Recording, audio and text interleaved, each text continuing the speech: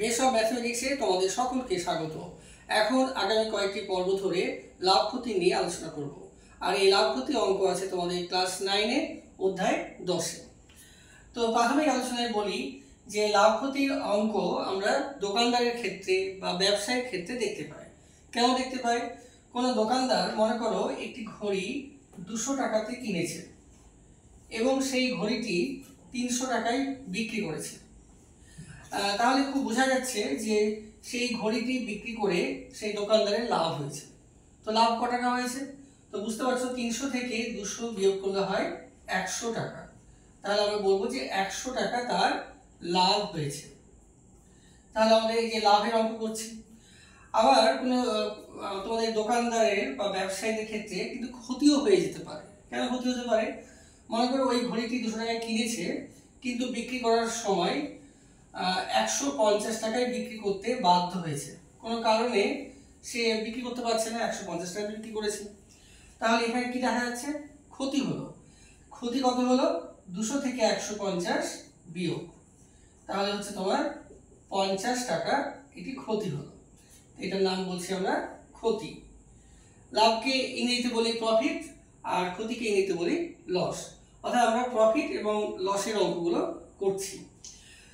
এখন এই যে 200 টাকায় কিনলাম আর 150 টাকায় বিক্রি করলো, এই যে কিনলাম এটার নাম আমরা দিচ্ছি ক্রয় মূল্য। ক্রয় মূল্য।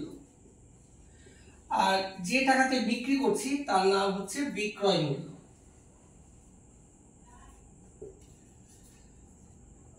বিক্রয় মূল্য।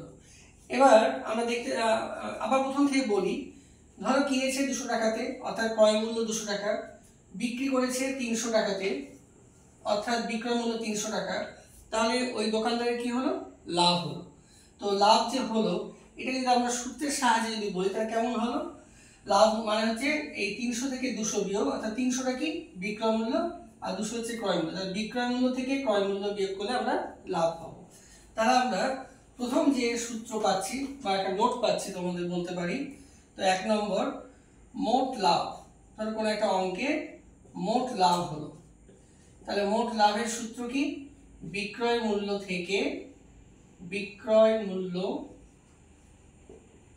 থেকে ক্রয় মূল্যর বিয়োগফল। আবার একই রকম ভাবে কোন একটি জিনিস 200 টাকায় কিনেছে কিন্তু বিক্রি করেছে 150 টাকায়, তাহলে তো ক্ষতি হলো। তো ক্ষতি কত হলো? তো এখানে বলবো মোট ক্ষতি। এটি একটি সূত্র বা একটি নোট। তো ক্ষতি হলে পরে নিশ্চয়ই ক্রয় মূল্যটা বেশি হয়ে যাবে। তাহলে ক্রয় মূল্য বড় আর বিক্রয় মূল্য ছোট, তাহলে হবে ক্রয় মূল্য বিয়োগ বিক্রয় মূল্য।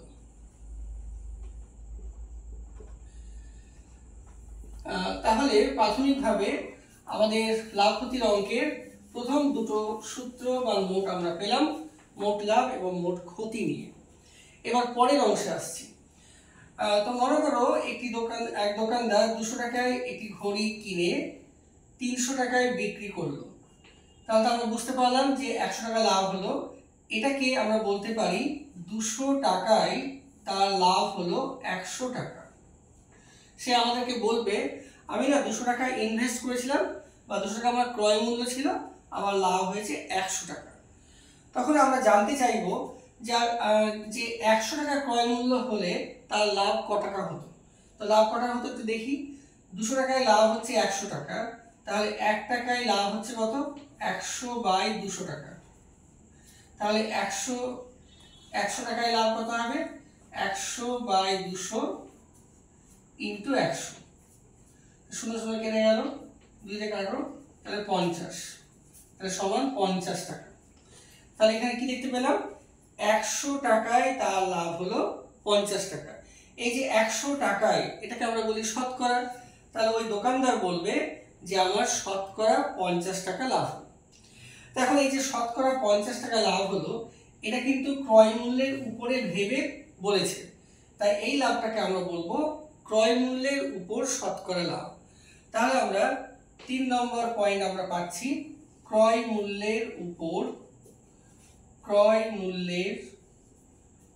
উপর শতকরা লাভ। শতকরা লাভ বা ক্ষতিও হতে পারে। তো এটার একটা সূত্র কি পেলাম, লাস্ট লাইনে দেখো যে লাভ হচ্ছে 100 আর ক্রয় মূল্য হচ্ছে 200 ইন্টু 100। তাহলে আমরা এটাকে সূত্রের আকারেও করতে পারি। ক্রয় মূল্যের উপর শতকরা লাভ বা ক্ষতির সূত্র হচ্ছে লাভ বা ক্ষতিও হতে পারে বাই ক্রয় মূল্য ইন্টু 100। এটাকে বলবো ক্রয় মূল্যের উপর শতকরা লাভ, এটা সূত্র। একই রকম ভাবে আমরা কিন্তু দোকানদার ব্যবসায়ীর ক্ষেত্রে ক্রয় মূল্যের উপর শতকরা লাভ এটাও যেমন নির্ধারণ করে, সেরকম বিক্রয় মূল্যের উপরেও লাভ বা ক্ষতির হার বের করে। তো যদি বিক্রয় মূল্যের উপর লাভ বা ক্ষতির হার বের করে তাহলে সূত্রটা কেমন হবে, বিক্রয় মূল্যের উপর শতকরা লাভ বা ক্ষতি, তখন হবে সূত্রটা উপরে লাভ যদি হয় তাহলে লাভ, আর যদি ক্ষতি হয় তাহলে ক্ষতি, আর নিচে হবে বিক্রয় মূল্য ইন্টু 100। তো আজকে প্রাথমিক আলোচনায় এই 4টি নোট লিখলাম। তো এটি একটু বড় পর্ব, এরকম চলতে থাকবে। আগামী পর্ব অবশ্যই দেখবে এবং কয়েকটি পর্ব অবশ্যই দেখবে। Thank you.